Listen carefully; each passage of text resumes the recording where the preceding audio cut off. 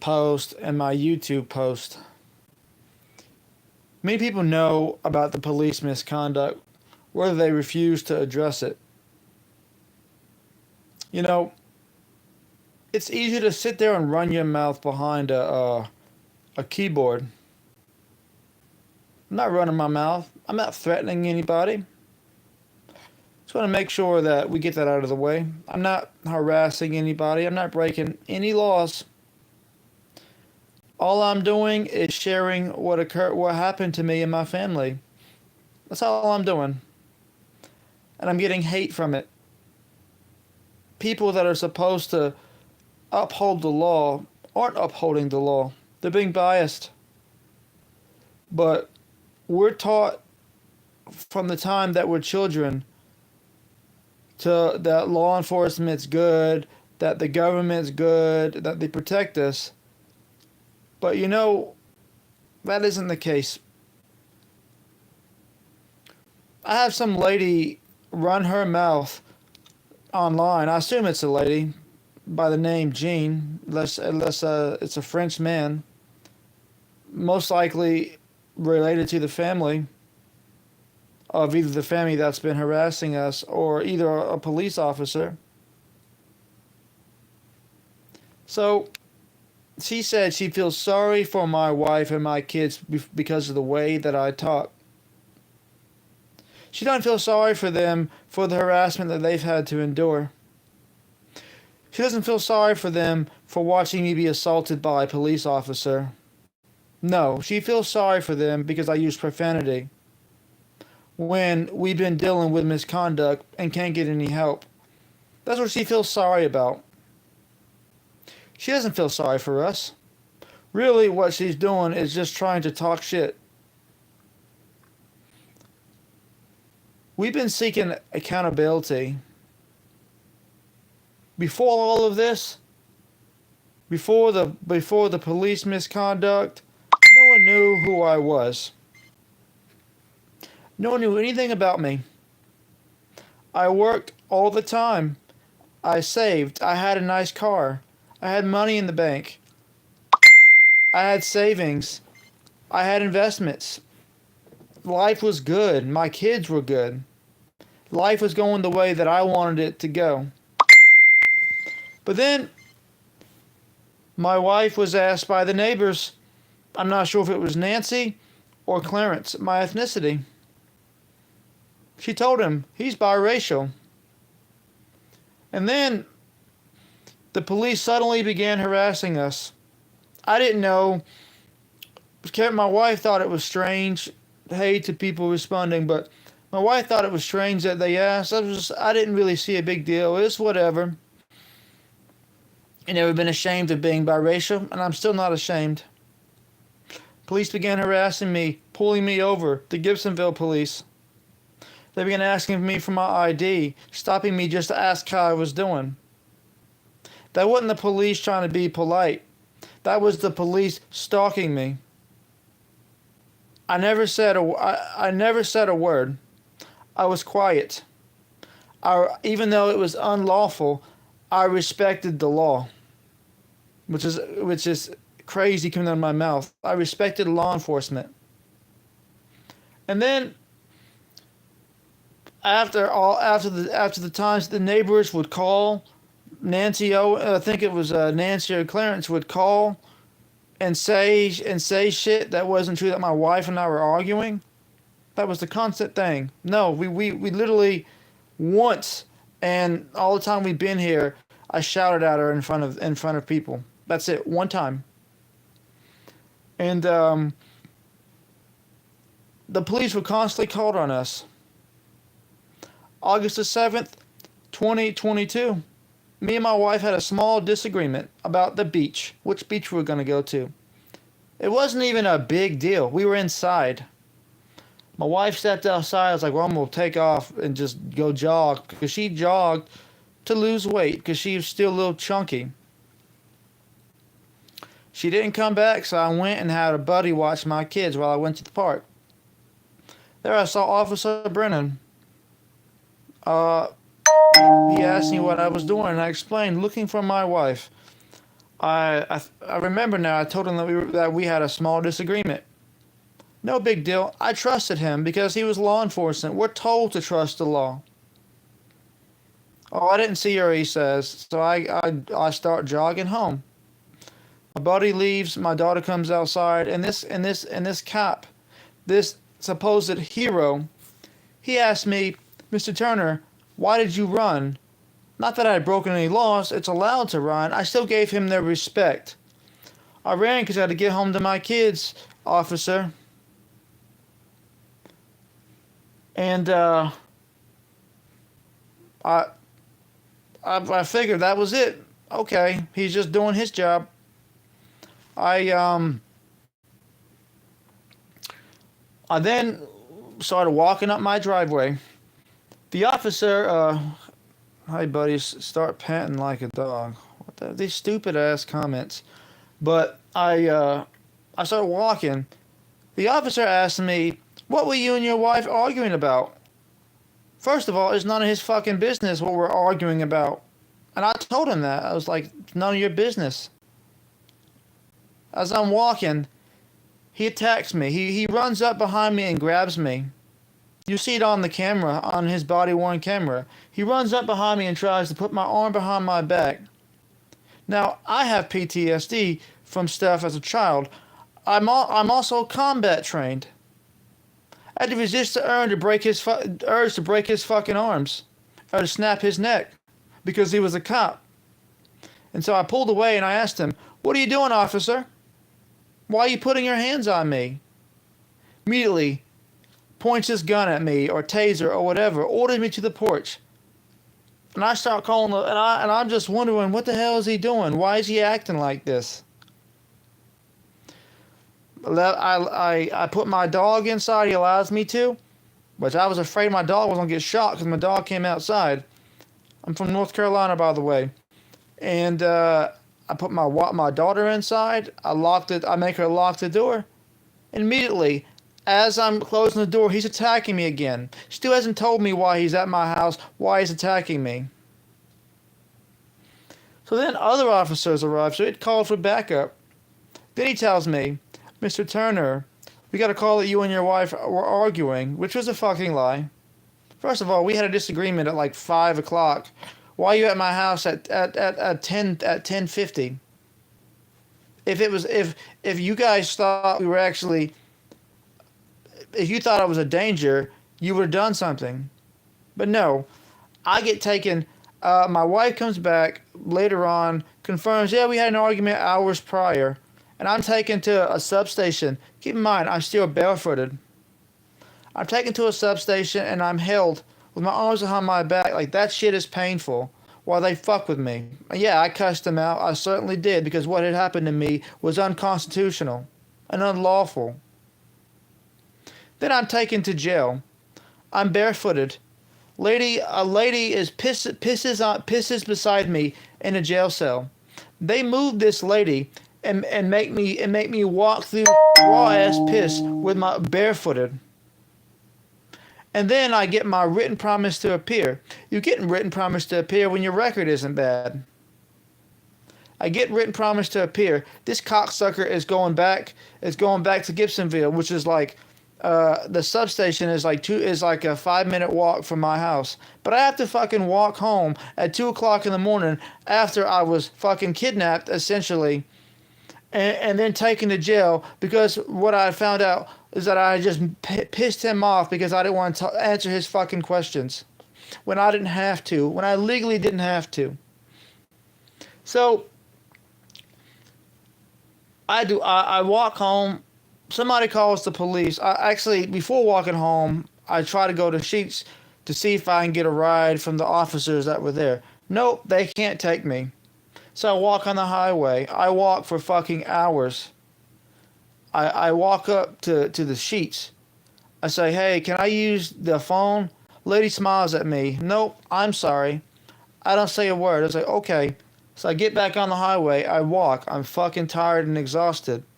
Somebody calls the police because they see me. I look tired. I am tired. Burlington police, they stop me at the exit. "What are you doing, miss? What are you doing, sir? Is everything okay?" No, everything isn't okay. I'm tired. Can you give me a ride? Nope. What should I put for you, John? For you? My wife is texting me. But nope, everything is not okay. Can I have a ride? Nope, I'm gonna leave. So this cop who was called because somebody was worried about me doesn't help me and fucking drives off. Luckily, my buddy came and picked me up because my wife had called him, and I get a ride home. And so I'm like, this sucks, but it isn't the end of the world. And so I filed a complaint with the officer with the Gibsonville Police Department the next day that I wake, because I fucking passed out for like 12 hours. I filed a complaint. The police assistant police chief, I'm hoping she's gonna help, Rebecca Dixon. Nope, she don't do shit. She laughs at me, actually. Social service ends up coming out about 2 weeks later to check on us and my wife. Of course, they closed the case in 2 weeks.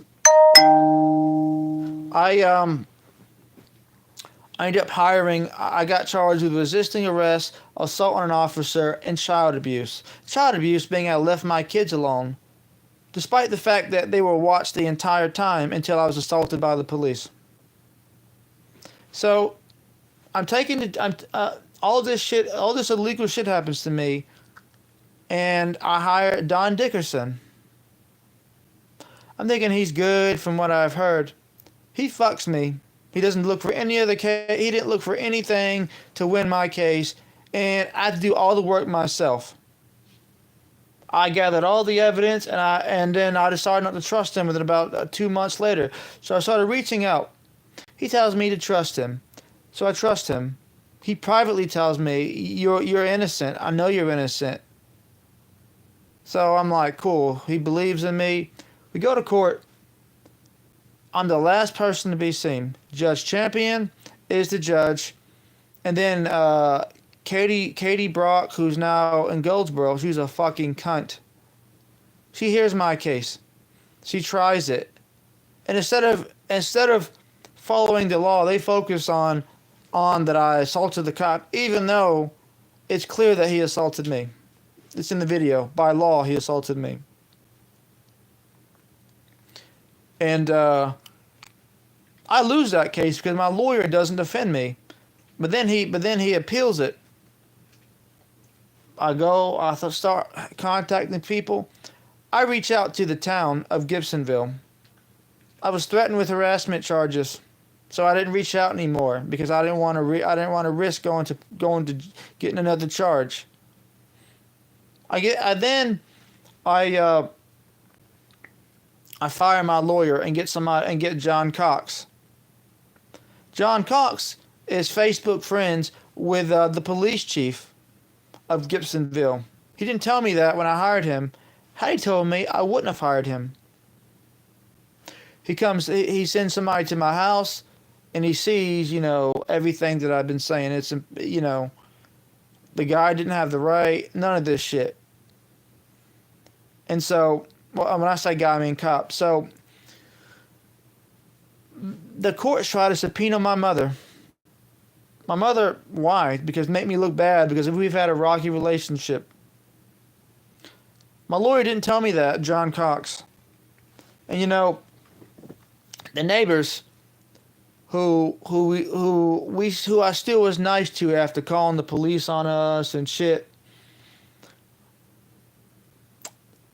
The neighbor that lived up the road, Jeff Reese, he comes to court during the preliminary hearing. I had never really spoken to him but like once or twice. He was bragging about the police, being the friends with the police, which I thought that was strange. Like, who gives a fuck? You don't have a life and that's all you care about is being friends with the police? But I didn't say anything. He comes to court, and I'm wondering, why the fuck is he coming to court? What's he got to do with this? He testifies.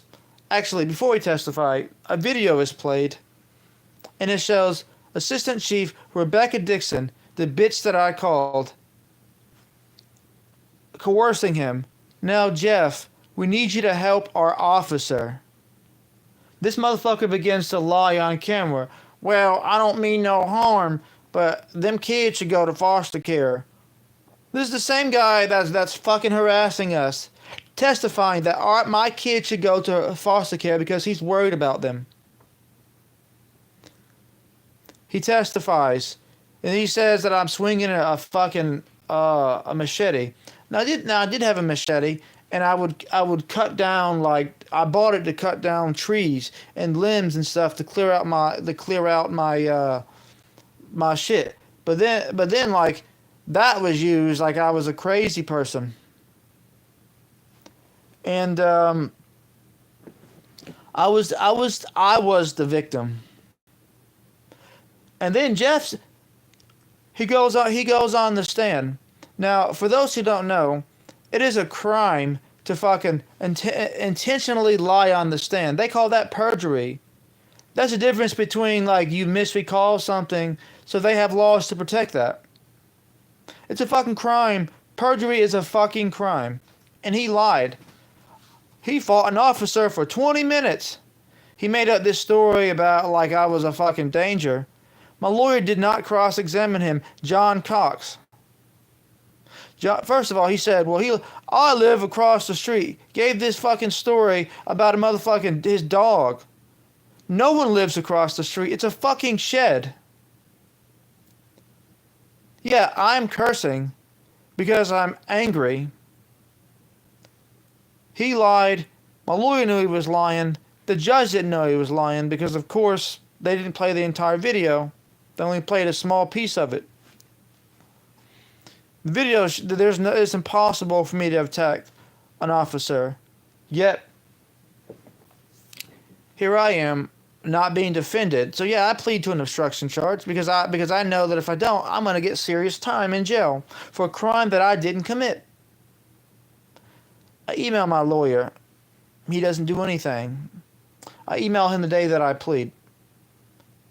After I plead, I start seeking help again from the Attorney General, Josh Stein. I reach out to Amy Gailey again, who I reached out before, and she said she had to wait. Then she tells me it'd be an obstruction of justice. No, that's not an obstruction of justice. An obstruction of justice is when you go out of your way to conceal, like, trials, when you do shit like manufacturing evidence. Lying is an obstruction of justice. She could have got involved, but she chose not to. We have all these people that are supposed to protect us as citizens.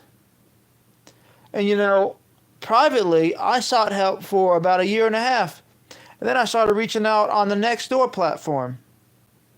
I was within guidelines and my shit was being flagged. All my stuff was being flagged, and I'm following the law. And then I have fucking people coming out of their way because they don't like the language that I'm using after I was nice for so long. I didn't become an asshole. I used to respect police. I gave people a chance. No one respected my rights, but I'm still supposed to be nice. I love my family. My oldest daughter has PTSD. She's 8 years old. And the guy that supposedly was trying to protect her is fucking harassing her. And I can't do anything because if I hurt him, then I get to go to jail. And nothing happens. The police have been out here multiple times and won't take action because it would make their testimony look bad. But you have fucking people on their profiles with their fucking avatars that want to comment and run their fucking mouth. I'm not hiding behind no motherfucking avatar. I'm right here. If I had been like this from the beginning, I wouldn't be going through shit. But being nice, people took that shit for weakness. And so I can promise you, for everybody watching, Jeff Reese, your family, who took part in this, who took part in covering up what happened to me, the fucking police, y'all's families, when this is all said and done, the people that took part, they're going to prison. I can promise you that. I'm not going to break any laws. Because I don't need to. The truth speaks for itself.